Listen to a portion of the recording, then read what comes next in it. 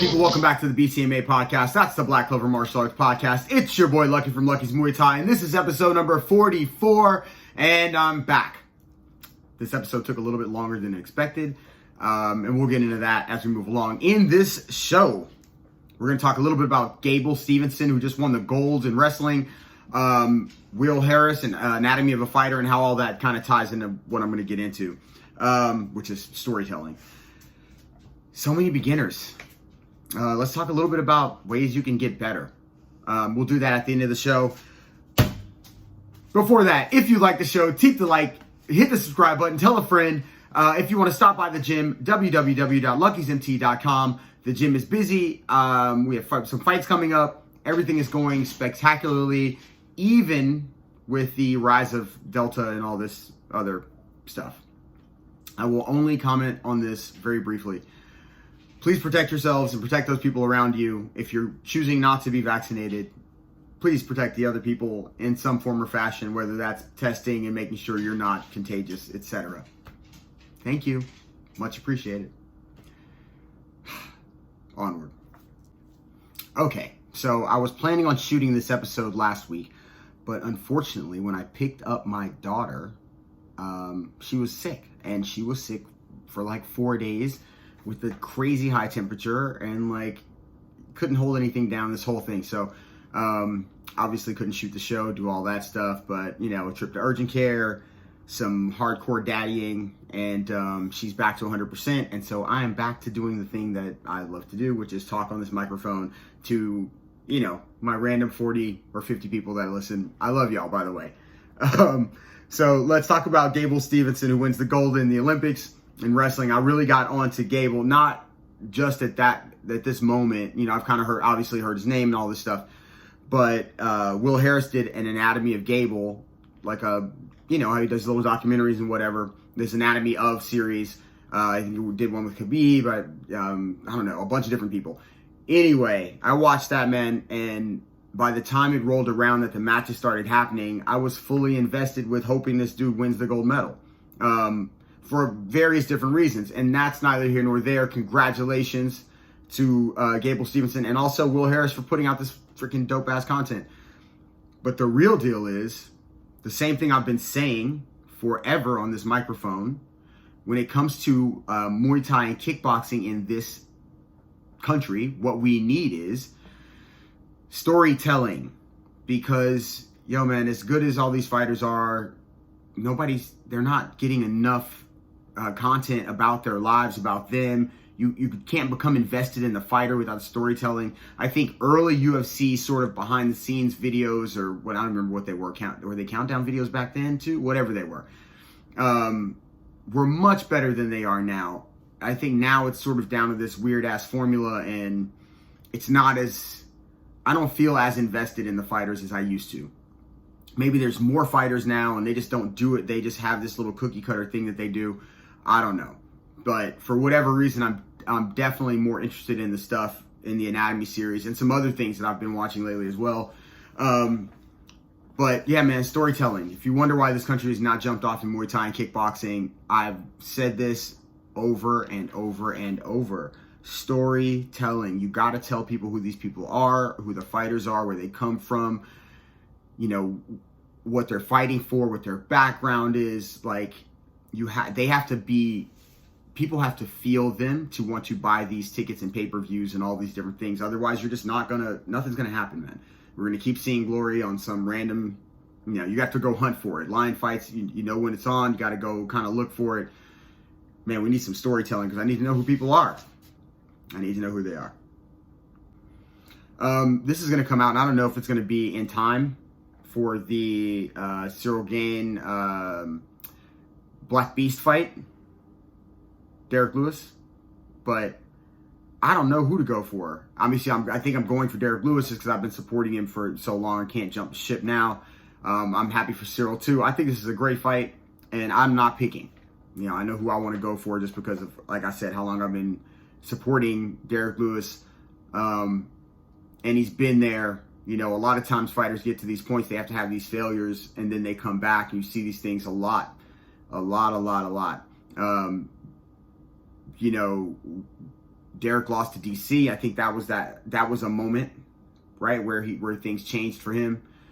I think this is important. Sometimes not everybody can be Floyd Mayweather or Khabib or any of that. Sometimes guys have to learn from their losses and then return better. So Cyril Gane can definitely win, but Derek Lewis has had to overcome these ups and downs to get to this point, and he might just be at a better point of being ready.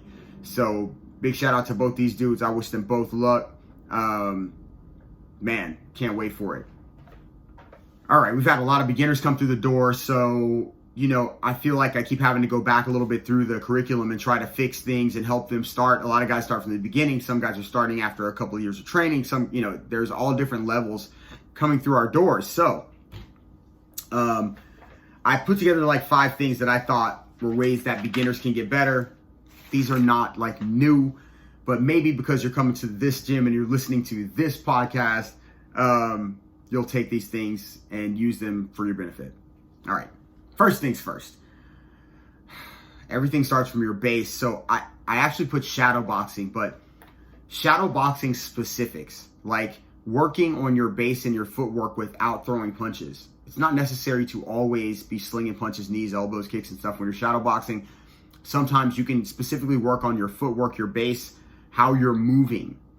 It's super important to be able to do that, because if you don't have a good base, which I actually saw yesterday from a student who has some experience, and I was just moving around in front of them, and they were crossing their legs, wobbling left, wobbling right, and I thought to myself, wow, you have experience, but if you can't stand, you're going to have a hard time fighting.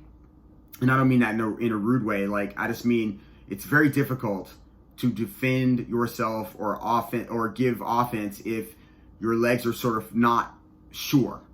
And for me, I think that's super important. So shadow boxing, obviously working on your jab, working on your defense. You can do a whole round or a couple of rounds just working defensive movements, countermeasures, and so on.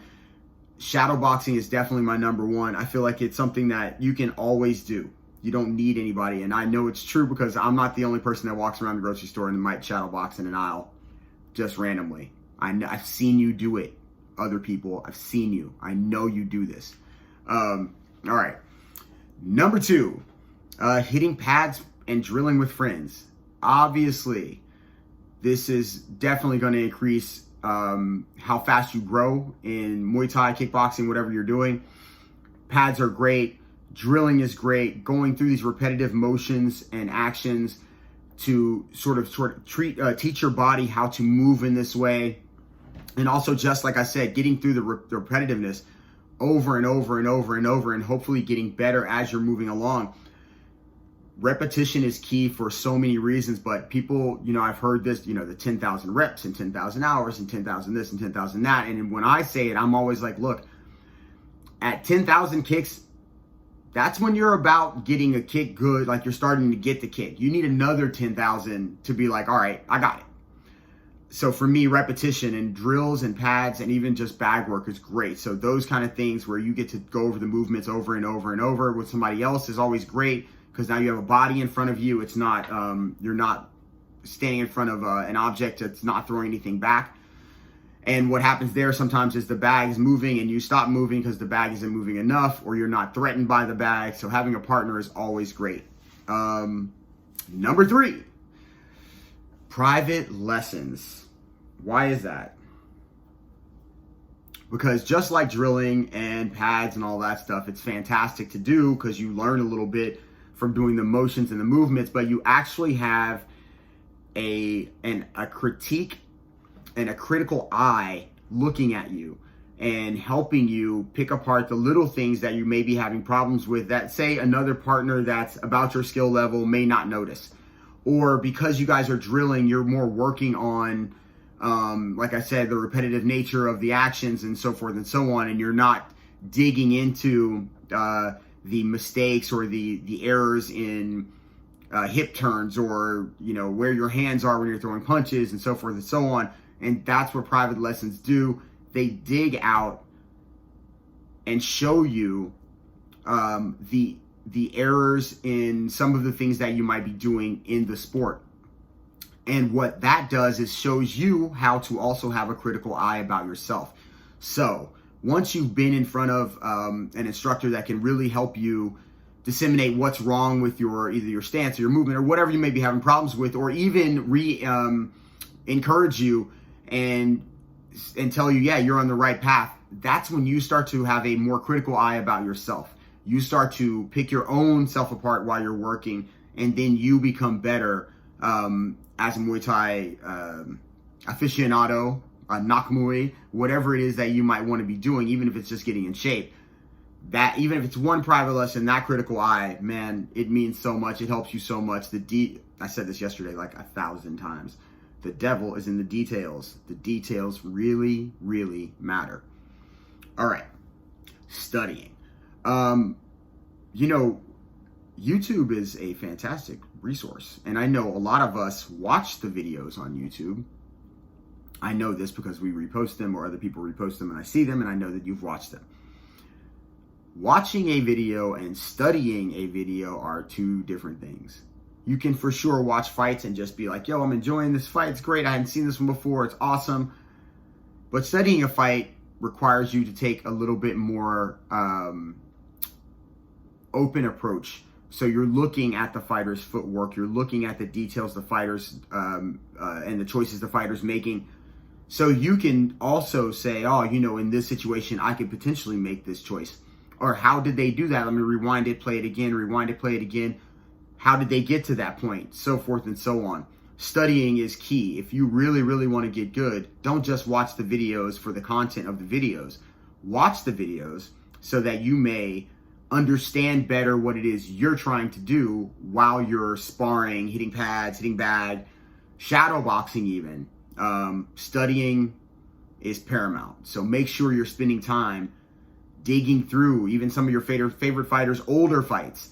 Go through the history of things. Look back and watch everybody along the way, from the greats to the not so greats, so you can see where the mistakes were made. All right, studying is chef's kiss, yo. Last but not least, my jiu-jitsu instructor rule: Jorge Pereira, I know what you mean. Consistency is key. Man, I wish there was like a blue belt type curse thing for Muay Thai, because there for sure is like a blue belt curse. So the blue belt curse in like jiu-jitsu is like once you become a blue belt, you stop. You don't ever go beyond purple. A lot of people quit at blue belt. In Muay Thai, it is similar. People get to a certain point and they say, okay, I'm good. I think I got it. Or they just stop coming because they feel like they got it. Man, consistency.